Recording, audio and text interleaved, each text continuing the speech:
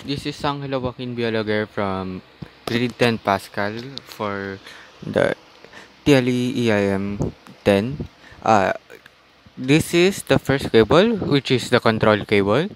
Uh, a control cable is a flexible instrumentation electrical cable designed for measuring, control, or regulation in the field of process automation.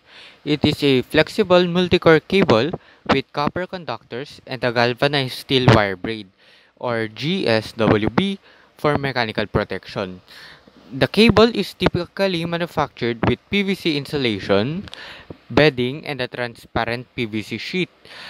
The transparent sheet means signs of deterioration, damage, or corrosion can be detected with ease.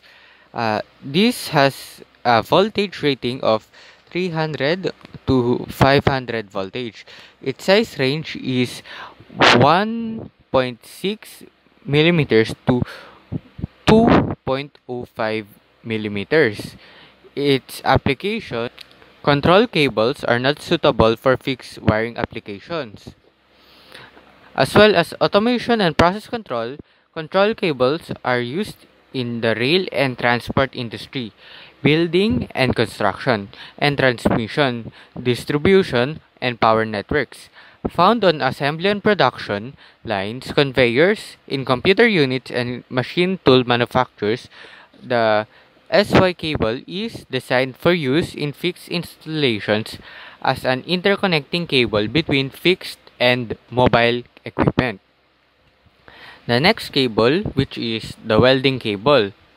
The welding cable is the electrical conductor for the welding current. It consists of a series of fine copper strands wrapped in a non-conductive, durable jacket, typically some synthetic or natural rubber of various colors. The fine copper strands gives the welding cable more flexibility than other types of electrical conductors, and the insulating jacket is designed to hold up to repeated movement over rough surfaces. Its size range is 1.29 millimeters to 11.68 millimeters.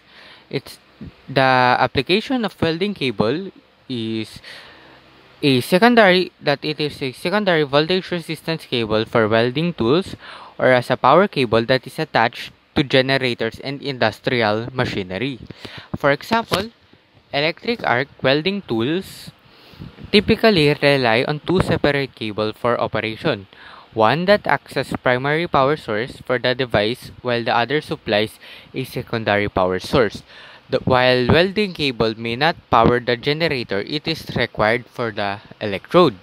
The welding cable is approved for use in power supply applications in which the voltage does not exceed 600 volts.